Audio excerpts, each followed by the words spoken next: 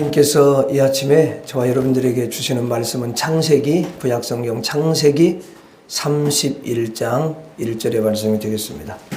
창세기 31장 1절의 말씀. 같이 읽겠습니다. 시작.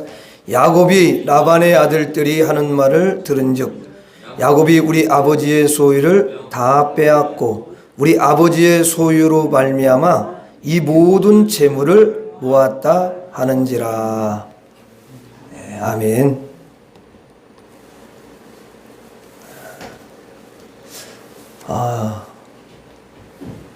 여러분들 이렇게 하나님을 너무 사랑하시고 또 주일은 하나님께 속한 날이다, 하나님께 드리는 날임을 여러분들이 늘 기억하시고 이렇게 한 번도 빠짐없이 주님 앞에 늘 나와서 이렇게 예배 드리는 것을 우리 하나님께서 너무도 기뻐하시고 하나님이 여러분들을 너무도 사랑하시고 하나님 풍성한 은혜와 축복을 부어주실 줄로 믿습니다. 오늘 말씀 보겠습니다. 보니까 오늘 말씀에 야곱이 라반의 아들들이 하는 말을 들은즉 그랬어요. 이제 그 야곱이요, 형 에서를 피해 가지고 외삼촌 라반의 집으로 도망을 갑니다. 그래서 그 외삼촌 라반의 집에서 생활을 하게 돼요.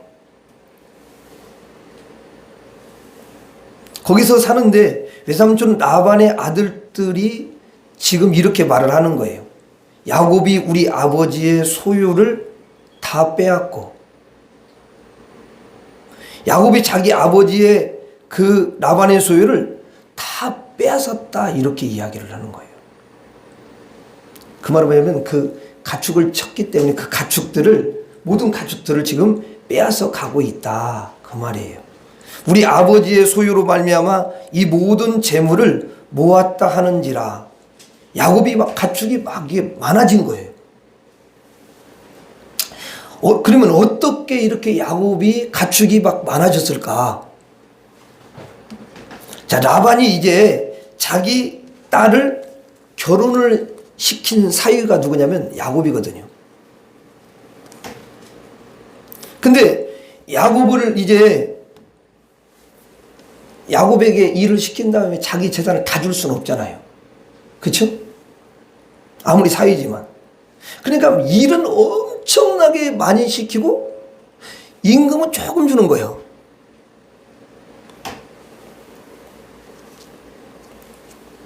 그게 누구냐면 라반이에요. 라반은 욕심이 너무 많고 탐심이 너무 많아요.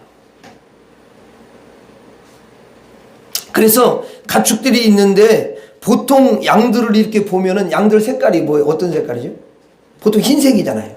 그렇죠? 그런데 가끔 가다가 그 털에 이제 그 점이 있고 알록달록하고 그런 것들이 가끔 있는 거야. 그냥 흰 것에 비하면 그냥 몇 마리 안 돼.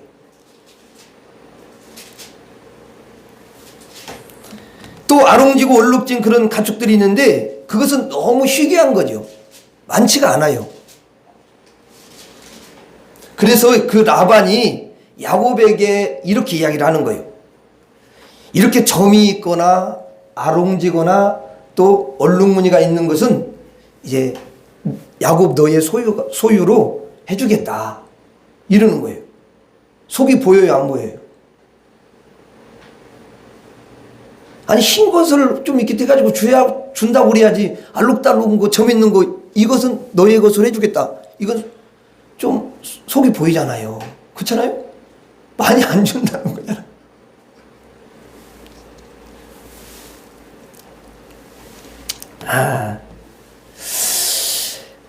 자, 그런데 이 라반이 그렇게 야곱에게 이야기를 했는데 놀라운 사실은 뭐냐면 새끼를 이제 낳잖아요. 새끼를 딱 하면은 그게 점 있는 양이 태어나는 거야. 또 알록달록한 양이 태어나는 거야. 흰색은 거의 잘 안 태어나는 거야.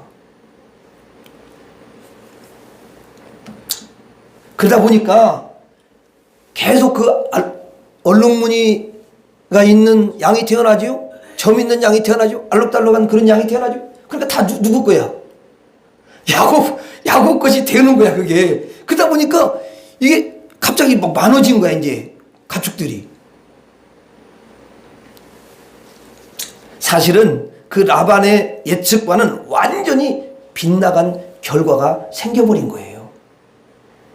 그래서 그 라반의 아들들이 야곱이 우리 아버지의 재산을 다 뺏어갔다 이렇게 말을 하는 거예요. 여러분 본문 한번 다시 한번 봐요.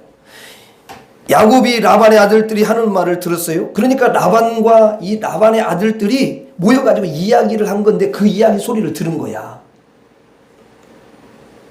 그것이 귀에 들렸다 그 말이죠. 자, 그들이 말하기를 야곱이 우리 아버지의 소유를 다 빼앗고 우리 아버지의 소유로 말미암아 이 모든 재물을 모았다, 뺏어갔다 이렇게 말하는 거죠. 자, 그렇게 이제 말을 하고 나서부터는 그들의 표정이 야곱을 곱게 보지를 않는 거예요. 그래서 야곱과 그들의 관계가 매우 소원해지기 시작했어요. 이 라반과 라반의 아들들의 시각은 자기들의 재산을 야곱이 다 빼앗아가고 있다 이렇게 해석을 하는 것입니다. 근데 실제는 그렇지 않잖아요, 그렇죠? 그런데 야곱의 해석은 또 달라요. 야곱의 해석은 어떻게 해석을 하냐? 창세기 31장 9절에 한번 봐요. 창세기 31장 9절에 보면 이렇게 이제 야곱이 말을 하죠. 뭐라고 말을 하냐면 한번 읽어봐요. 시작. 하나님이 이같이 그대들의 아버지의 가축을 빼앗아 내게 주셨느니라. 저 완전히 거꾸로죠. 그냥 야곱은 하나님이 당신 것들을 이렇게 빼앗아 가지고 나에게 준 것이다 이렇게 말을 하는 거죠. 그러니까 라반의 아들들과 이 야곱의 생각 자체가 해석 자체가 달라요. 이쪽에서는 야곱이 빼앗았다. 그런데 야곱은 내가 빼앗은 적은 없다. 하나님이 당신의 것들을 빼앗아 가지고 나에게 준 것이다. 이렇게 하나님의 섭리로 보는 거예요. 하나님 빼앗아 가지고 준 거지 내가 어떻게 한 게 아니다. 하나님이 하신 일로 보는 거예요. 야곱은 하나님의 손길을 보면서 하나님의 손길이 드리워져 있다 이렇게 보는 거예요. 그렇게 해석을 하는 거죠. 그런데 이 라반의 아들들은 그들의 머릿속에는 하나님이 있어요, 없어요? 없어요. 그냥 사람이 빼앗아 갔다 이렇게 해석을 하는 거예요. 그러니까 그 머릿속에는 하나님이 있는 사람과 하나님이 여러분 없는 사람이 해석하는 게 극과 극이라는 거예요. 하나님 없는 사람들은 하나님의 손길을 알 수가 있습니까, 없습니까? 없는 거지요. 그런데 하나님이 머릿속에 있는 사람은 모든 것이 하나님의 손길로 느껴지고, 그렇죠? 그리고 하나님이 하신 일로 그것을 보면서 해석을 하게 되는 거예요. 이게 엄청나게 달라요. 그런데 이 라반과 그의 아들들은 하나님의 손길을 여러분 알 수가 없잖아요. 알지 못해요. 왜냐? 그걸 구한 적이 없어요. 하나님 모르니까 하나님께 구한 적이 없어요. 하나님, 하나님의 손길을 내게 알려주옵소서 라고 구한 적이 한 번도 없는 거예요. 그런데 야곱은 항상 하나님 앞에 기도해요. 왜? 하나님이 항상 있으니까. 하나님을 믿고 있으니까. 하나님께는 믿음이 있으니까. 뭐라고 기도하냐면 하나님, 순간순간 사람의 일로 보이고요, 순간순간 세상의 사건들로만 보일 뿐 이 위에 하나님이 운행하시는, 하나님이 섭리하시는 하나님의 손길을 보지 못할 때가 너무도 많습니다. 하나님, 하나님의 손길을 나에게 알려주옵소서. 이렇게 항상 하나님 앞에 기도하는 거예요. 그러니까 무슨 일이 딱 이렇게 발생했을 때 하나님의 손길을 아는 거죠. 하나님의 손길을 모르는 사람은 여러분 인생을 실패할 수밖에 없어요. 그리고 실수도 하는 거죠. 그러나 하나님의 손길을 보고 하나님의 손길을 아는 사람은 결코 실패할 수가 없습니다. 반드시 그 인생은 승리할 줄로 믿습니다. 결국은 뭡니까? 야곱이요 멋지게 그의 인생이 승리하는 줄로 믿습니다. 그리고 하나님께 나중에 크게 쓰임받는 그런 사람이 되잖아요. 오늘 여러분들이 이렇게 하나님 앞에 달려오셔서 예배를 드리시잖아요. 여기서도 하나님의 손길이 있는 거예요. 하나님의 손길을 우리가 보셔야 되는 거죠. 하나님의 손길을 아셔야 되는 줄로 믿습니다. 여러분 우리가 아침에 일어날 때 하나님께서 우리를 일으켜 세워주셨기 때문에 일어난 거잖아요. 그게 하나님의 손길을 느끼는 거예요. 하나님 감사합니다 이렇게 하는 것은 하나님의 손길을 느낀 사람만 그렇게 하는 거예요. 또 여러분 이제 교회 가야지 이런 마음을 딱 갖는 것은 하나님께서 그에게 믿음을 주시기 때문에 그런 줄로 믿습니다. 아멘. 야, 오늘 내가 걸어서 또 차를 타고 가서 오늘만큼 내가 하나님의 은혜를 풍성하게 받아야지. 아멘. 이런 여러분 결단을 갖는 것도 하나님이 주시는 것인 줄로 믿습니다. 아멘. 그리고 걸어서 또 운전하여서 교회까지 여러분 도착할 수 있는 그런 건강함을 주신 것도 하나님의 손길인 줄로 믿습니다. 하나님이 지켜주셔서 그러는 거예요. 하나님의 손길을 우리가 늘 봐야 될 줄로 믿습니다. 여러분들이 세상에 나가서 이런 일 저런 일을 여러분 하고 있잖아요. 거기서 사람의 일로만 해석하지 말고 세상의 사건으로만 그것을 보지 마시고 하나님의 섭리와 하나님의 손길로 그렇게 보실 수 있기를 바랍니다. 그래서 하나님께 항상 저와 여러분들이 구해야 돼요. 따라하겠습니다. 하나님의 손길을 알게 하옵소서. 다시 한번 하나님의 손길을 알게 하옵소서. 그런데 이 야곱이 어떻게 이렇게 하나님의 손길을 알았는지 물론 기도도 했지만 사실은 하나님이 친히 하나님의 마음을 그 야곱에게 알려주셨던 거예요. 하나님이 이런 마음이야 하고 하나님의 마음을 그 야곱에게 알려주시는 것입니다. 그래서 이 야곱으로 하여금 꿈을 꾸게 하는 거예요. 하나님이 여러분께 알게 하시는 방법은 다양하잖아요. 근데 꿈을 꾸게 하셔가지고 알려주셔요. 자, 꿈을 꿨는데 하나님의 마음을 그 야곱에게 알려주시는 거죠. 그게 어디에 나오냐면 그가 꿈을 꾼 장면이 31장 10절부터 12절에 나옵니다. 10절부터 12절. 그러면 10절 봐요. 그 양떼가 새끼 뵐 때에 내가 꿈에 눈을 들어보니 양떼를 탄 순양은 다 얼룩무늬 있는 것과 점 있는 것과 아롱진 것이었더라. 자, 꿈에 보니까 새끼들을 낳는 것이 전부 다 얼룩무늬 있는 것, 점 있는 것, 아롱진 것이 다 출생할 수 있도록 그렇게 되어 있는 거예요. 꿈을 통해서 알려주는 거예요. 꿈에 보니까 하나님이 꿈으로 그렇게 주신 거예요. 11절 봐요. 꿈에 하나님의 사자가 내게 말씀하시기를. 그렇죠. 하나님의 사자를 보내가지고 사자를 통해서 말씀을 주시잖아요. 맞죠? 뭐라고 하시냐면 이렇게 말씀하시죠. 야곱아 하기로 내가 대답하기를 여기 있나이다 하매. 12절도 봐요. 12절 보면 이르시되 내 눈을 들어 보라. 양떼를 탄 순양은 다 얼룩무늬 있는 것, 점 있는 것과 아롱진 것이니라. 라반이 내게 행한 모든 것을 내가 보았느니라.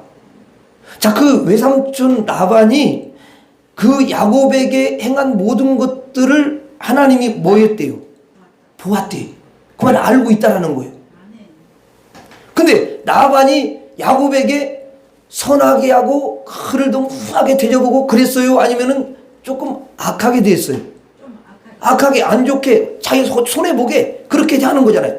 근데 그 모든 것을 누가 다 지켜보고 계시냐면 하나님이 지켜본다는 거예요. 근데 누구만 그걸 모르냐면은 그 라반이 하나님이 없는 사람은 몰라요. 그걸 알 길이 없잖아요. 근데 야곱은 그거를 아는 거야. 그걸 또 가르쳐 주는 거야. 야, 내가 다 보았어. 너를 말이야 가난하게 만들려고 그렇게 하면서 자기의 그 욕심을 챙기는 그 내가 라반을 내가 보고 있다. 그러면서 너를 계속 너를 집안에 두고 일만 시키려고 하는 그런 악한 행위를 내가 다 알고 그래가지고 내가 그 라반의 것을 뺏어서 너에게 준 거야. 이렇게 하나님의 마음을 미리 야곱에게 알려주시는 거예요. 자, 하나님의 마음을 알고 있는 야곱은 그런 일이 실제로 딱 벌어졌을 때 어떤 생각이 들겠어요? 야, 하나님이 정말 하시는구나. 야, 하나님이 뺏어가지고 진짜 나에게 주시네. 이렇게 사건을 해석할 수가 있다는 거예요. 하나님의 마음을 알면 하나님의 손길이 보이게 되는 줄로 믿습니다. 그래서 우리는 구해야 돼요. 하나님의 마음을 알려주옵소서. 하나님의 뜻을 나에게 알려주옵소서. 구하셔야 된다는 거예요. 하나님 마음이 무엇인지 여러분들이 읽으셔야 세상에서 어떻게 방향을 잡지 않겠습니까? 그런데 많은 성도님들이 이제 신앙생활을 하는데 그 신앙생활을 하면서 하나님의 마음과 뜻을 아는 것이 참 쉽지가 않잖아요.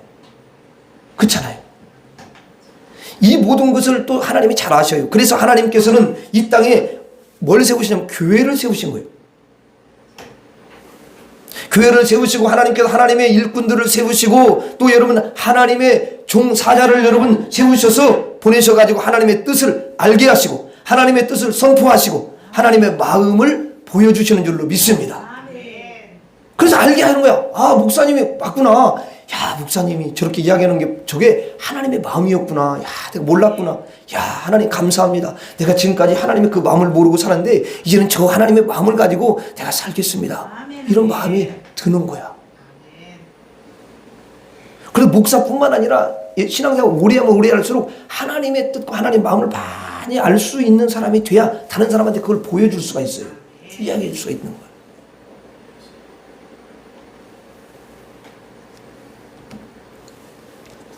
여러분, 하나님의 마음을 아는 사람하고요, 하나님의 뜻을, 하나님의 마음을 모르는 사람하고는요, 엄청난 차이가 있고, 여러분, 차이가 너무 커요. 우리는 구하셔야 돼요. 따라서 하겠습니다. 하나님의 마음을 알게 하옵소서.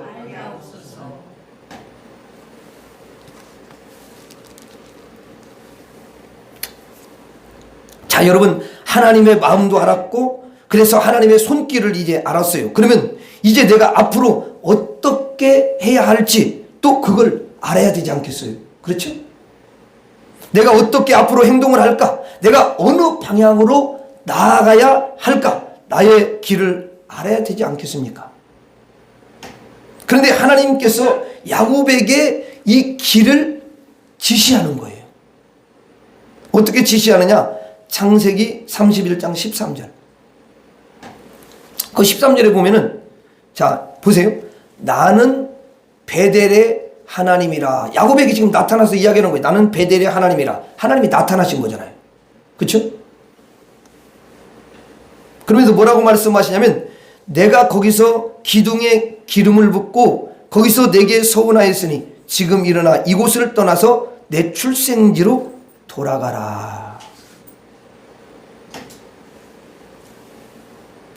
이게 뭐냐면 야곱이 이제 원래 아버지 집에서 외삼촌 집으로 갈 때 여러분 베델에서 하나님을 만나고 거기에서 하나님께 자기가 서원한 거거든요. 그게 그 내용이에요. 그 내용은 하나님이 다 기억하고 계셔요. 그래서 하나님이 야, 이제 아버지 있는 곳으로 돌아가라. 지금 출발해. 이렇게 말씀하시는 거. 아니 여러분, 야곱이 가야 할 길을 하나님께서 아시고 직접 지시를 해주시는 거예요. 그래서 야곱이 일어나서 어때요? 떠납니다. 떠나서 자기 집으로 다시 돌아가요. 그리고 야곱은 이스라엘의 12지파를 출생하게 되고 이스라엘 민족을 여러분 이루는 그런 조상이 되는 줄로 믿습니다. 그래서 이스라엘 민족의 아버지가 되잖아요. 하나님이 지시하셨어요. 무엇을? 방향을. 무엇을? 목적을. 그가 가야 할 길을 지시해 주신 거죠. 여러분, 하나님은요, 우리에게 지시를 합니다. 그래서 하나님의 지시가 없으면 어떻게 되냐면 인생이 여러분 방향을 잃어버리게 되는 거예요. 어디로 가야 될지를 방향을 잃어버려요. 그리고 자기가 원하는 대로 그냥 가는 거야. 정확한 방향을 모르니까. 그러니까 반드시 지시가 있어야 되는 줄로 믿습니다. 지시가 없으면 그는 결국은 방황하다가, 인생을 방황하다가 세상을 마치는 거예요. 사막에, 여러분 인생이 사막 같다고 하잖아요. 사막에 있다가 죽는 거예요. 메마른 땅에 있다가 여러분 쓰러지는 것과 같은 거예요. 방향을 알아야 돼요. 그 방향이 생명의 방향이고 구원의 방향이고 그 축복의 가나안의 방향인 줄로 믿습니다. 그리고 은총의 방향이고 그 방향이 사는 방향이에요. 사는 방향. 그 방향을 알아야 그쪽으로 여러분 힘있게 달려갈 수가 있는 거 아닙니까? 이게 하나님의 지시인 줄로 믿습니다. 그래서 우리는 구하셔야 돼요.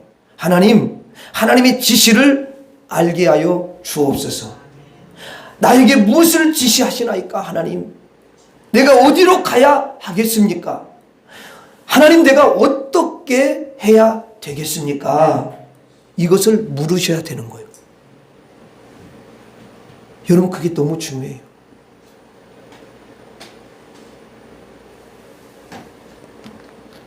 근데 대부분이 하나님께 물으면서 하나님의 지시를 구하고 하나님의 인도를 구하는 사람, 그런 분들이 여러분 많지가 않잖아요.